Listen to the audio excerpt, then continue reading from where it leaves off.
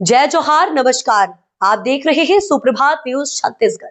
आइए जानते हैं छत्तीसगढ़ की टॉप बड़ी खबरों को। इससे पहले छत्तीसगढ़ के कौन से जिले से न्यूज को कहां से देख रहे हैं, कमेंट में जरूर बताएं, साथ ही लाइक जरूर करें। आज 27 जनवरी को बंद रहेंगे यहां के कई रास्ते, डायवर्सन प्लान जारी। भिलाई में आज 27 जनवरी को छत्तीसगढ़ राज्य ग्रामीण व अन्य पिछड़ा वर्ग क्षेत्र विकास प्राधिकरण का सम्मेलन होगा। इस मौके पर जिले भर में वीवीआईपी व वीवीआईपी मूवमेंट रहेगा। आम जनता की सुविधा और सुचारू यातायात संचालन को ध्यान में रखते हुए ट्रैफिक पुलिस वर्ग द्वारा विशेष रूट डायवर्सन प्लान लागू किया गया है। आज 27 जनवरी को दुर्ग शहर के भीतर भारी वाहनों का प्रवेश पूरी तरह प्रतिबंधित रहेगा। शहीद चौक दुर्ग से राजनांदगांव जाने वाले वाहन Agrasen Chowk, Indira Market, Rajendra Park, Church Gate, Chaupati turning, Maharaja Chowk होकर पुलगांव चौक जा सकेंगे। रायपुर में ट्रेन रद्द होने का सिलसिला जारी। 31 जनवरी तक 14 ट्रेनें रद्द। रायपुर सहित छत्तीसगढ़ के कई हिस्सों में ट्रेनों के रद्द होने की समस्या थमने का नाम नहीं ले रही है। बिलासपुर रेलवे जोन से हर महीने 50 से अधिक ट्रेनें रद्द की जा रही हैं। कई यात्रियों की टिकटें पहले से बुक होने के बावजूद अचानक ट्रेनें रद्द हो चुकी हैं। ट्रेन रद्द होने के बाद दूसरी ट्रेनों में टिकट बुक करने पर लंबी वेटिंग लिस्ट सामने आ रही है। रेलवे के अनुसार 31 जनवरी 2026 तक कुल 14 ट्रेनें रद्द की गई हैं। दरअसल आपको बता दें, जबकि 4 ट्रेनों के बीच रास्ते में समाप्त किया गया और 2 ट्रेनों का समय बदला गया। जिलों से प्रस्तावों के इंतजारों में टल रहा जमीन गाइडलाइन पर पुनरीक्षण दर। छत्तीसगढ़ में जमीन की नई गाइडलाइन दरों में भारी वृद्धि के चलते सभी जिलों में जमीन की रजिस्ट्री की संख्या घट गई है। विशेषकर शहरी इलाकों में ना के बराबर रजिस्ट्री हो रही है। वहीं राज्य सरकार अब जमीन की गाइडलाइन दरों का पुनरीक्षण करने जा रही है। वहीं गाइडलाइन दरों के पुनरीक्षण पर माथापच्ची जारी है। जिला मूल्यांकन समितियां प्राप्त दावा आपत्तियों का परीक्षण में जुटी हैं। अब तक किसी भी जिले से पुनरीक्षण का प्रस्ताव केंद्रीय मूल्यांकन बोर्ड के पास नहीं पहुंचा। पंजीयन विभाग के अधिकारियों का कहना है कि जिला समितियों से प्रस्ताव प्राप्त होने के बाद केंद्रीय मूल्यांकन बोर्ड अंतिम निर्णय लेगा और फिर पुनरीक्षित गाइडलाइन दरें जारी की जाएंगी। छत्तीसगढ़ करेगा राष्ट्रीय खेलो इंडिया ट्राइबल गेम्स की मेजबानी। राज्य के 32 खिलाड़ियों का हुआ चयन। छत्तीसगढ़ की खेल प्रतिभाओं ने एक बार फिर अपना लोहा मनवाया है। आगामी माह फरवरी 2026 में आयोजित होने वाले खेलो इंडिया ट्राइबल्स गेम्स के लिए छत्तीसगढ़ राज्य दल की घोषणा कर दी गई है। इस चयन सूची में सबसे खास बात यह है कि खेल एवं युवा कल्याण विभाग द्वारा रायपुर और बिलासपुर में संचालित खेल एकेडमियों के 32 खिलाड़ियों ने अपनी जगह पक्की की है। उल्लेखनीय है कि छत्तीसगढ़ को खेलो इंडिया नेशनल गेम्स 2026 की मेजबानी का गौरव प्राप्त हुआ है। इस कड़ी में आयोजित होने वाले ट्राइबल गेम्स में कुश्ती, फुटबॉल, हॉकी, वेटलिफ्टिंग, एथलेटिक, तीरंदाजी और तैराकी जैसी प्रतिस्पर्धाएं होंगी। साथ ही कबड्डी और मलखंब को प्रदर्शनी खेल के रूप में शामिल किया गया है। जशपुर बनेगा इको पर्यटन का नया हब। सीएम साय ने किया होम स्टे का शुभारंभ। गांव में ही मिलेगा रोजगार। छत्तीसगढ़ के जशपुर जिले को इको पर्यटन के वैश्विक नक्शे पर स्थापित करने के लिए मुख्यमंत्री विष्णुदेव साय ने एक बड़ी पहल की है। मुख्यमंत्री कैंप कार्यालय बगिया में आयोजित एक भव्य कार्यक्रम के दौरान जशपुर के ग्राम गेरे को मॉडल सामुदायिक पर्यटन स्थल के रूप में विकसित करने के लिए MOU पर हस्ताक्षर किया गया। इस योजना के तहत जशपुर में अब पर्यटक स्थानीय परिवारों के बीच रहकर वहां की संस्कृति और प्राकृतिक सुंदरता का आनंद ले सकेंगे।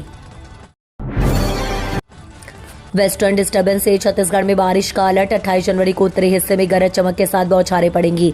छत्तीसगढ़ में मौसम शुष्क बना हुआ है। मौसम विभाग के अनुसार आने वाले दिनों में ठंड से धीरे धीरे राहत मिलने के संकेत है। अगले 4 दिनों में प्रदेश के न्यूनतम तापमान में 1 से 3 डिग्री सेल्सियस तक बढ़ोतरी हो सकती है।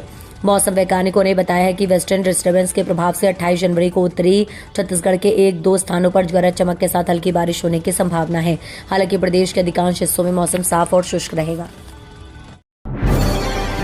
सशस्त्र माओवादी के पूर्ण खात्मे की दिशा में कार्रवाई कर रही सरकार निर्णायक।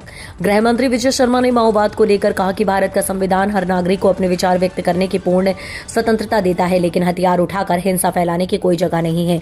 हथियार छोड़कर अपने विचारों की अभिव्यक्ति की पूर्ण स्वतंत्रता भारत के संविधान में निहित है। राज्य सरकार सशस्त्र माओवाद के पूर्ण खात्मे की दिशा में निर्णायक कार्रवाई कर रही है। गृह मंत्री विजय शर्मा ने कहा कि 31 मार्च 2026 तक समूचे छत्तीसगढ़ से सशस्त्र माओवाद का पूरी तरह अंत कर दिया जाएगा। एशिया लेजेंड्स कप 2026 छत्तीसगढ़ के 3 क्रिकेटरों को रहा हुआ चयन। एशिया लेजेंड्स कप 2026 का आयोजन थाईलैंड के चियांग माई और बैंकॉक में किया गया।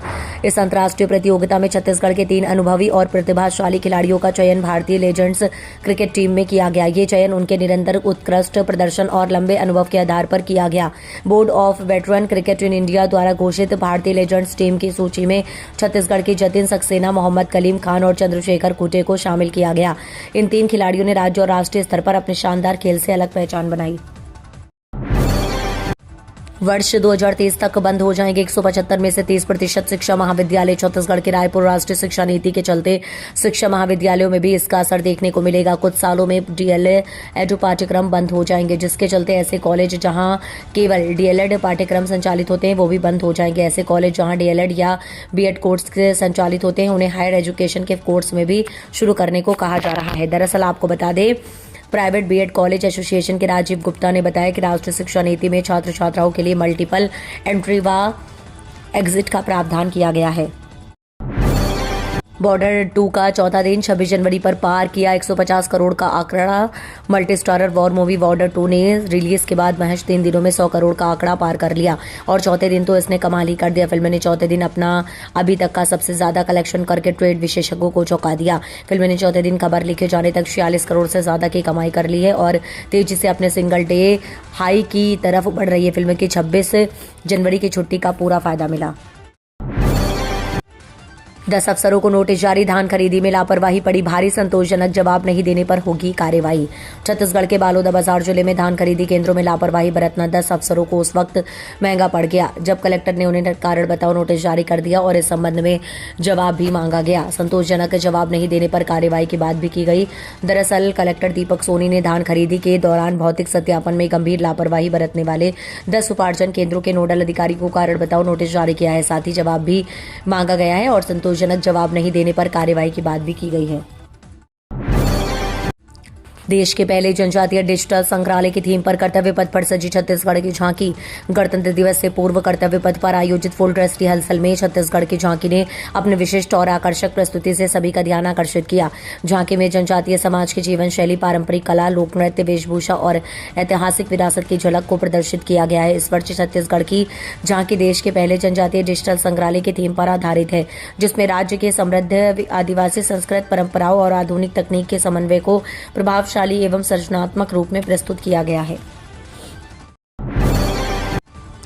बोरतलाव मड़ई मेले में मामूली विवाद पर युवक पर वार, पुलिस ने 7 आरोपियों को भेजा जेल। राजनांदगांव के बोरतलाव मड़ई मेले में मामूली विवाद के बाद एक युवक पर जानलेवा हमला किया गया। पुलिस ने त्वरित कार्रवाई करते हुए 7 आरोपियों को गिरफ्तार किया और एक कार, धारदार हथियार व मोबाइल फोन जब्त किया है। जानकारी के अनुसार जिले के बोरतलाव थाना क्षेत्र के ग्राम बोरतलाव में मड़ई मेले का आयोजन किया गया था। इस दौरान घायल युवक बशीर का अन्य लोगों के साथ मामूली विवाद हो गया। दरअसल आपको बता दें, जो देखते ही देखते बढ़ गया। आरोपियों ने बशीर के साथ गाली गलौज करते हुए धारदार और अन्य हथियारों से जानलेवा हमला कर दिया। सिनेमा के नए युग की शुरुआत सीएम ने किया। चित्रोत्पला फिल्म सिटी की भूमि पूजन। छत्तीसगढ़ का बरसों पुराना सपना साकार हो गया। चित्रोत्पला फिल्म सिटी तथा tribal and cultural convention centre के निर्माण से फिल्म निर्माण के क्षेत्र में छत्तीसगढ़ को देश और दुनिया में एक नई पहचान मिलेगी। इस महत्वाकांक्षी पहल के माध्यम से छत्तीसगढ़ न केवल फिल्म निर्माण और सांस्कृतिक आयोजनों का एक प्रमुख केंद्र बनने की दिशा में अग्रसर होगा, बल्कि ये परियोजना राज्य की रचनात्मक अर्थव्यवस्था को भी नई गति प्रदान करेगी। 3 साल पहले मिली स्वीकृति, सरकार बदलते ही ठंड बस्ते में गया कन्या छात्रावास। छात्राओं की उम्मीदें टूटी। महासमुंद जिले में शासकीय माता कर्मा कन्या महाविद्यालय में छात्राओं को सुविधाएं नहीं मिल पा रही हैं। कॉलेज छात्रों की संख्या बढ़ती जा रही है। कॉलेज में बैठने के लिए कुर्सी पर्याप्त है और न ही रहने के लिए अब तक हॉस्टल बन पाया है। 2023 में छात्रावास निर्माण की स्वीकृति मिली थी। दरअसल आपको बता दें कि राष्ट्रीय आकार वापस चली गई, लेकिन 2026 के जनवरी तक छात्रावास निर्माण शुरू नहीं हो पाया है। लंबे समय से गर्ल्स हॉस्टल की मांग की जा रही है, लेकिन दूर दराज से शहर में आकर पढ़ने वाली छात्राओं को 3 साल बाद भी हॉस्टल नसीब नहीं हुआ।